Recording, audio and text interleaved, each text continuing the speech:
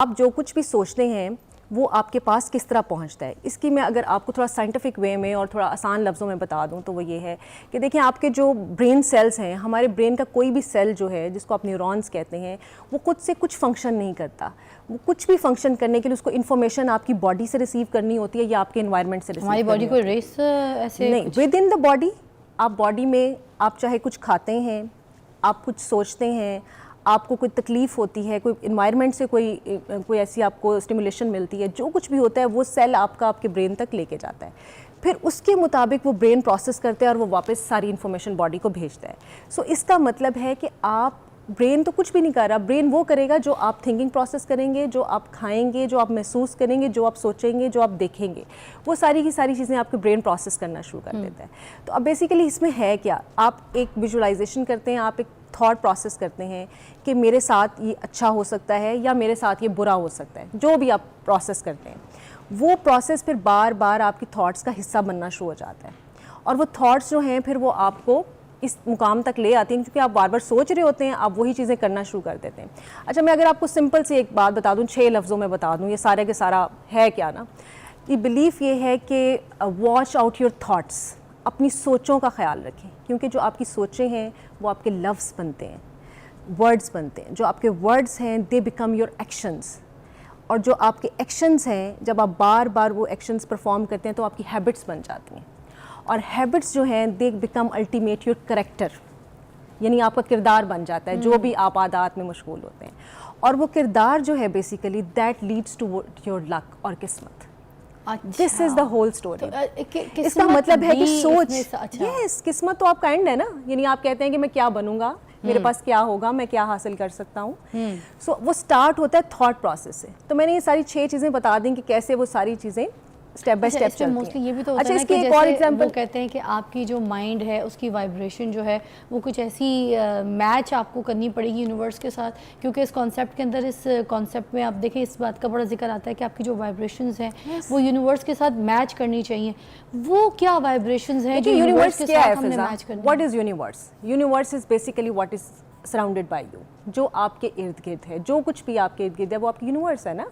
ठीक है, आप मतलब आप उसको थोड़ा सा उसका स्कोप छोटा कर दें, इस कमरे तक महदूद कर लें, इससे बाहर ले जाएं और बाहर ले जाएं, कितना भी बाहर ले जाएं। अच्छा, ठीक है, दैट इज़ अ यूनिवर्स। और एक और बहुत अच्छी बात ये है फिज़ा कि अल्लाह ताला ने, हम ये जो इमेजिनेशन कहते हैं कि आप इमेजिनेशन, ये सारी इमेजिनेशंस हैं, ये हो नहीं सकती, ये कर नहीं सकती, आई बिलीव कि अल्लाह ताला ने इंसान को वो कैपेसिटी दी ही नहीं है सोच की कि वो कुछ ऐसा सोचे जो हो ना सकता हो, क्योंकि वो सिर्फ़ और सिर्फ जो नहीं हो सकता वो सिर्फ अल्लाह ताला की कुदरत में है, यानी अल्लाह ताला के पास वो है कि वो कर सकता है जो इंसान नहीं कर सकता। अदरवाइज़ अल्लाह ताला ने इंसान को सोचने की भी वो सलाहियत नहीं दी जो वो नहीं कर सकता। इसका मतलब ये है कि आप जो कुछ इमेजिन करते हैं दैट इज़ पॉसिबल, और ये हमने देखा है पिछली सदी में जो लोगों ने सोचा, जो पॉसिबिलिटी बिल्कुल देखें, पिछली सदी में लोग सोचते थे कि यार हम, इसकी आम से मिसाल ले लीजिए कि हम कभी कैमरे के सामने बैठे फेस टू फेस बात कर रहे होंगे, हमारी कभी दूर बैठे हुए किसी से बात हो रही होगी, आज वो रियलिटी है। ठीक है, तो व्हाट इज़ दिस? इसका मतलब है कि आज भी आप जो इमेजिन कर रहे हैं ना वो कहीं ना कहीं होने वाला है।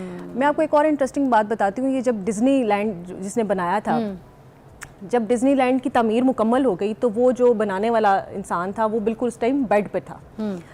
उससे आके किसी ने पूछा कि अब वो आपका जो डिज्नीलैंड है वो तो तैयार हो चुका है, लेकिन आप तो बेड पे हैं और आप उसको बिल्कुल भी इस काबिल नहीं है कि आप उसको देख सकें ना, तो क्या आप जानते हैं कि वो कैसा बना हुआ होगा? तो उसने कहा कि सबसे पहले वो मैंने देखा था, क्योंकि उसने थॉट प्रोसेस किया। उसने कहा मुझे ज़रूरत नहीं है कि आपने वो कैसा बनाया और किस तरह दिख रहा है, क्योंकि वो मैं ऑलरेडी देख चुका हूँ।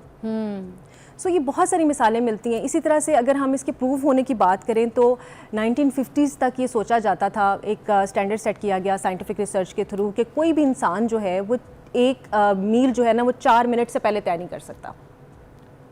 यानी जितना भी तेज़ दौड़ ले, कोई एथलीट कितना भी तेज़ दौड़ता हो, उसको कम से कम 4 मिनट चाहिए एक मील को तय करने के लिए। Roger was the first one athlete जिसने ये रिकॉर्ड ब्रेक किया, और उसके बाद बहुत सारे लोगों ने ब्रेक किया। जब रॉजर से ये पूछा गया कि आपने किस तरह कर लिया, मतलब ये तो साइंटिफिकली रिसर्च ही प्रूव नहीं करती कि कोई इंसान के अंदर इतनी जो है वो एबिलिटी हो सकती है, इतनी एनर्जी हो सकती है, अदरवाइज़ तो इंजरीज हो जाएं अगर आप की कैपेसिटी है बॉडी की।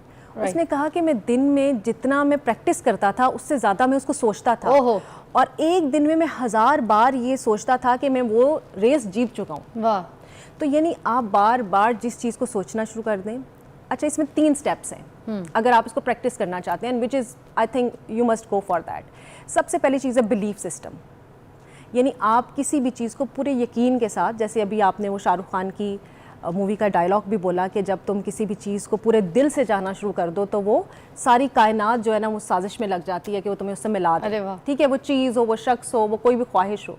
और ज़ाहिर दुनिया में है ना, दुनिया से बाहर तो नहीं है ना, यूनिवर्स इज़ ए आप कह लें कि एक ही जो है ना वो सारी की सारी कनेक्टेड है, तो वो कहीं भी होगी वो आपके पास पहुंच जाएगी। तो सबसे पहली चीज़ है बिलीफ सिस्टम। बिलीफ आपका बहुत उसके ऊपर ट्रू होना चाहिए, लेकिन लॉजिकल होना चाहिए। यानी ऐसा नहीं कि कैंसर की ट्रीटमेंट सिर्फ बिलीफ के साथ हो सकती है, हाँ इस बात का यकीन होना।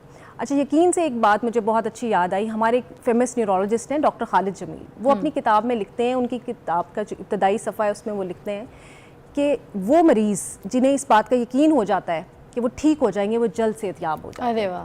और जो मरीज ये सोचते हैं कि हम ठीक नहीं हो सकते, यस, विल पावर, थिंकिंग कि आप सोचते कैसे हैं। इसी तरह से अगर आपको याद, ब्रेक लेंगे, ब्रेक के बाद ये जो आप बाकी पार्ट्स बता रही हैं बड़े इंटरेस्टिंग है, we would like to hear from you. और मैं चाहती हूँ आप भी गौर से सुने ये बात थी जो हम आपको बता रहे हैं यहाँ पे, जो आफाफ आपको समझाने की कोशिश कर रही है लॉ ऑफ अट्रैक्शन के बारे में, ये वाकई काम करती है और मगर हम अपनी मस्बत सोच के साथ इसको हासिल कर सकते हैं।